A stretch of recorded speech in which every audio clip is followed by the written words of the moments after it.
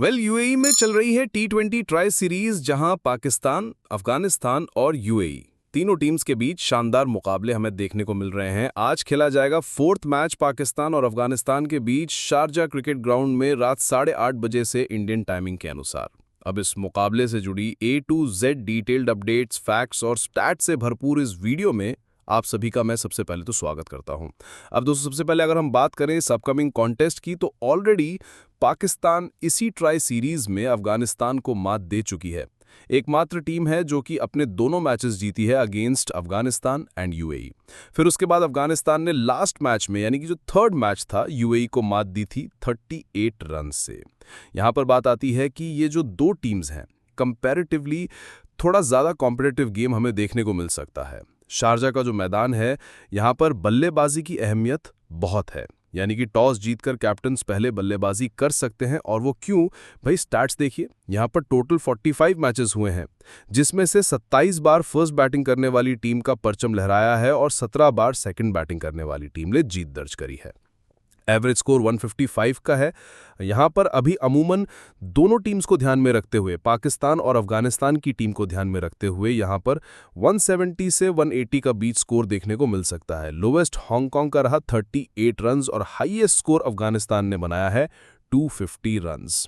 अब दोस्तों, यहीं पर अगर हम स्कोरिंग पैटर्न की बात करें तो 19 टाइम्स स्कोर 150 से नीचे रहा है। अमूमन यहाँ पर एक क्लोज स्कोरिंग गेम हमें देखने को मिलता था, लेकिन अभी हाल फिलहाल पिछले कुछ सालों में डिसेंट स्कोर बनने शुरू हुए हैं। 150 से 169 के बीच 9 बार स्कोर गया है, 170 से 189 के बीच भी स्कोर 9 बार गया है और 8 बार स्कोर 190 प्लस जा चुका है। तो ओवरऑल ये बनती है कुछ ऐसी पिक्चर बल्लेबाजी के लिहाज से, जहां पर कैप्टन्स पहले बल्लेबाजी करते हुए दबाव डालने की कोशिश कर सकते हैं, और जो कि अभी तक इस टूर्नामेंट में कारगर भी साबित हुए हैं, क्योंकि जो पिछले तीनों मैचेस हुए हैं, यहां पर पहले बैटिंग करते हुए जीते गए हैं।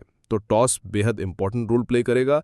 अब यहीं पर अगर हम बात करें बॉलर्स के प्रदर्शन की, तो जो 3 मुकाबले हुए हैं उसमें 43 विकेट्स चटकाए गए, 24 विकेट्स पेसर्स ने और 19 विकेट स्पिनर्स की झोली में गिरे हैं।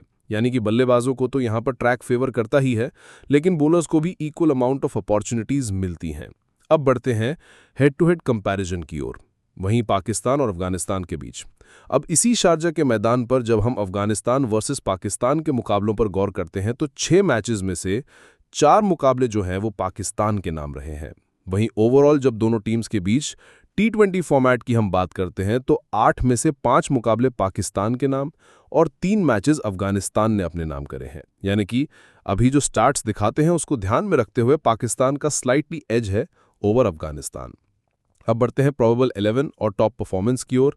पाकिस्तान के पास थोड़े 2 चेंजेस हमें देखने को मिल सकते हैं। लाइक टीम के पास हारिस राउफ और शाहीन शाह अफरीदी एक बार फिर शामिल हो सकते हैं प्लेइंग 11 में, क्योंकि उन्हें यूएई के खिलाफ रेस्ट दिया गया था। अफगानिस्तान के खिलाफ शायद उन्हें खेलने का मौका मिल सकता है, और ऐसे में अफगानिस्तान के खिलाफ पाकिस्तान का जो परफॉर्मेंस है, खासतौर से गेंदबाजी के लिहाज से, वो और पुख्ता हो सकता है।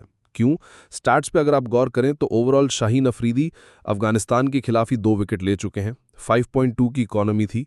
हारिस राउफ के हाथ लगे 4 विकेट अगेंस्ट अफगानिस्तान 8.1 की इकॉनमी से। और यहीं पर दोस्तों मोहम्मद नवाज का भी परफॉर्मेंस जो है वो उम्दा रही है, जिन्होंने 2 मैचेस में टोटल 4 विकेट लिए हैं 5.5 की इकॉनमी से। और इसी बीच बल्लेबाजी के लिहाज से अगर आप देखें तो 46 रन बनाए हैं 26 गेंदों में। तो ये हुए 3 बॉलर्स और ऑलराउंडर के तौर पर मोहम्मद नवाज।